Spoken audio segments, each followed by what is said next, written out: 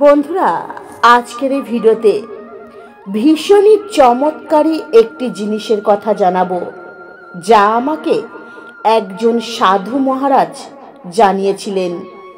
বন্ধুরা, এই জিনিসটি কিন্তু সচরাচর পাওয়া যায় না।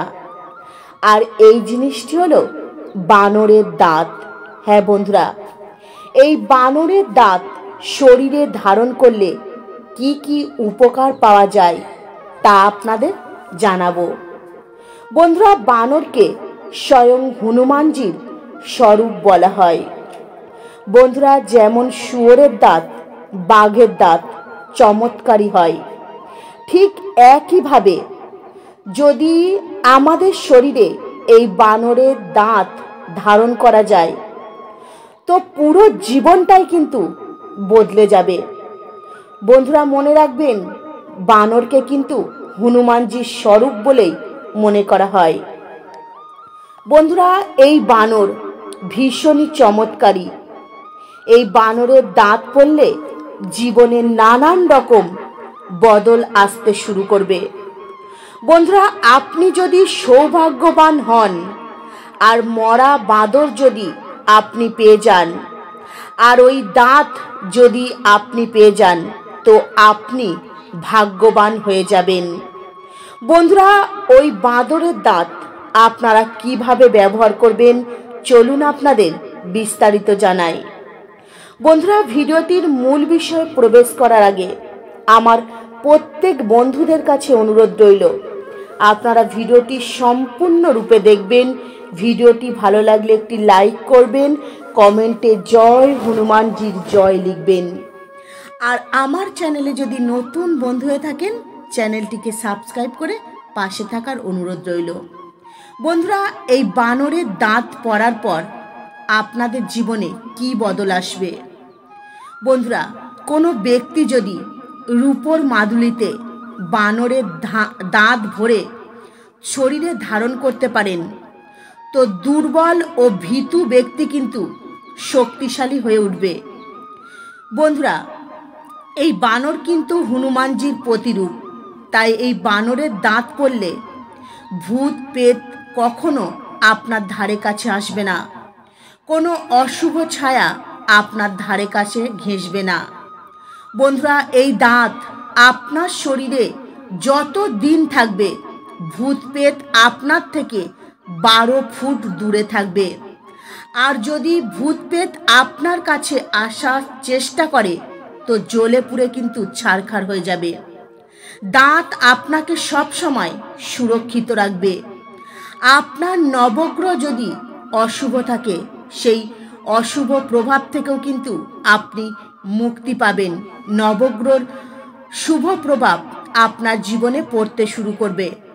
বন্ধুরা, এই দাঁত শরীরে ধারণ করলে ভগবান বিষ্ণুদেবের আশীর্বাদ পেতে শুরু করবেন। কেননা বন্ধুরা, ভগবান বিষ্ণুদেব স্বয়ং ভগবান রামের স্বরূপ বলা হয়েছে। ভগবান বিষ্ণুদেবকে স্বয়ং ভগবান রামের স্বরূপ বলা হয়েছে। আর হনুমানজি যেখানে থাকেন সেখানে কিন্তু ভগবান রাম থাকেন। বন্ধুরা, এই বাঁদরের দাঁত শরীরে ধারণ করলে কখনো অকাল মৃত্যু হয় না। এবং কোনো ব্যক্তি যদি এই বানরের দাঁত শরীরে ধারণ করেন, সেই ব্যক্তি লক্ষ্মী লাভ অর্থাৎ লক্ষ্মীর আশীর্বাদ লাভ করতে পারবেন। কারণ মা লক্ষ্মী হনুমানজিকে আশীর্বাদ দিয়েছিলেন, অষ্টসিদ্ধি নবনিধি দাতা, আসবার দিন জানকী মাতা। যিনি জানকী মাতা তিনি মা লক্ষ্মী। এবং স্বয়ং হনুমানজির আশীর্বাদ আপনারা পেয়ে যাবেন। স্বয়ং হনুমানজিকে 8 প্রকারের সিদ্ধি আর 9 প্রকারের নিধি অর্থাৎ 9 প্রকারের খাজানার আশীর্বাদ দিয়েছিলেন। খাজানা অর্থাৎ ধন দৌলত। এই বরদান কিন্তু মা লক্ষ্মী দেবী হনুমানজিকে দিয়েছিলেন। আর এই বানরের দাঁত ধারণ করলে মা লক্ষ্মী দেবীর কৃপাও আপনারা পাবেন, হনুমানজির কৃপা পাবেন। আর যে ব্যক্তির জীবনে মা লক্ষ্মী এবং হনুমানজির কৃপা থাকে, আশীর্বাদ থাকে তো সেই ব্যক্তির কিন্তু জীবনটাই বদলে যায়, সেই ব্যক্তির জীবন থেকে দারিদ্রতা দূর হয়ে যায়। এই দাঁত পড়ার পর আপনি দিব্য শক্তি দেখতে পাবেন, দেবদেবী বা অতৃপ্ত আত্মাও আপনি দেখতে পাবেন। বন্ধুরা, এবারে আপনাদের জানাবো বাস্তুশাস্ত্র অনুসারে এমন অনেক কাজ রয়েছে যেগুলো আমাদের কখনোই করা উচিত নয়, তা না হলে আমাদের ধন সম্পদ হানি হবে, আমরা আস্তে আস্তে গরিব হয়ে যাব। বন্ধুরা, আপনারা দেখেছেন যে সমস্ত লোক গরিব রয়েছে তারা কিন্তু দিন দিন আরও গরিব হতে চলেছে, কিন্তু যে সমস্ত লোক ধনী কোটিপতি তারা কিন্তু আরও দিন দিন আরও ধনী আরও কোটিপতি হতে চলেছে।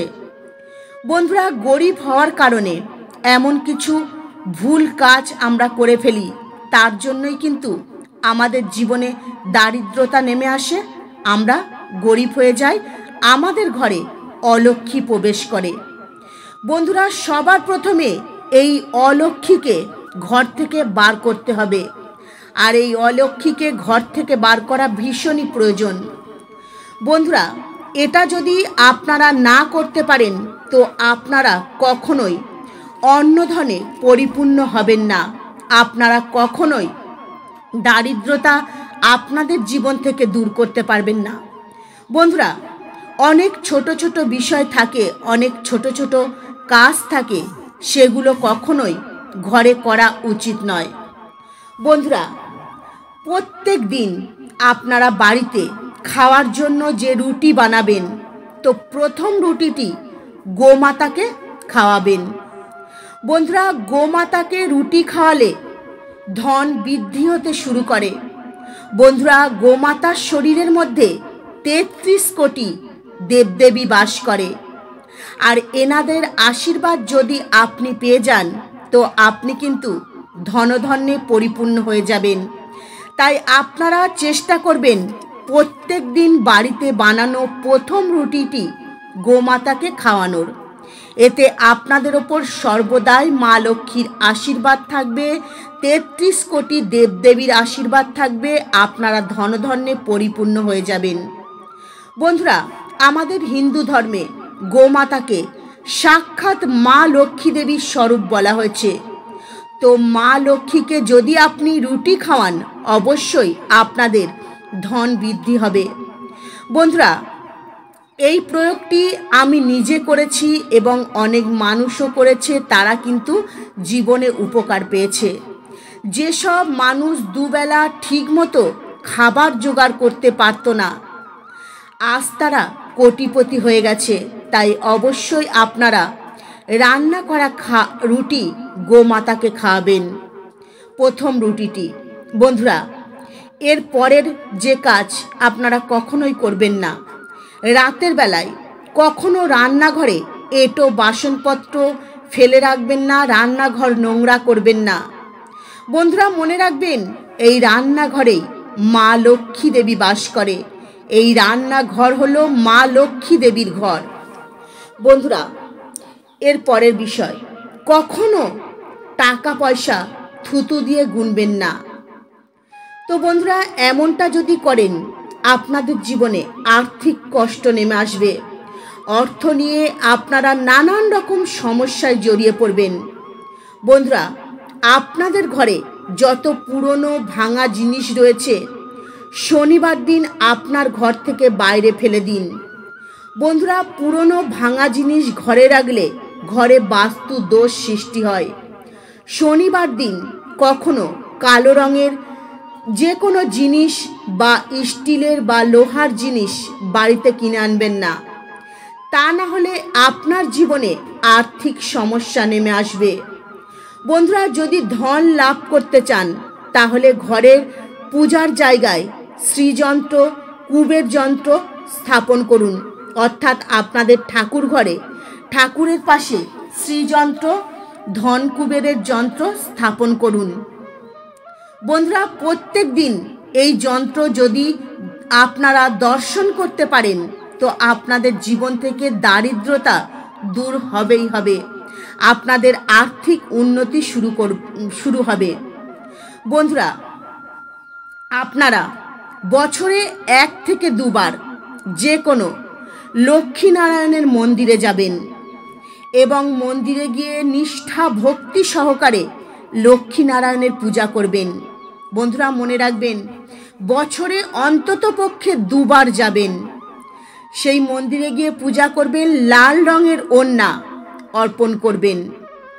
দেখবেন বন্ধুরা, এই লাল রঙের ওড়না যদি আপনারা লক্ষ্মীনারায়ণ মন্দিরে গিয়ে অর্পণ করতে পারেন, তো আপনাদের জীবনে কখনো আর্থিক সমস্যা নেমে আসবে না।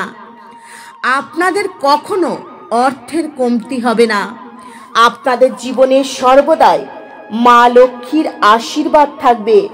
আপনাদের ঘর থেকে কখনো অন্নের ভাণ্ডার খালি হবে না। তো বন্ধুরা, আমি আশা করব আজকের এই ভিডিওটি আপনাদের ভালো লেগেছে। নমস্কার, হরে কৃষ্ণা।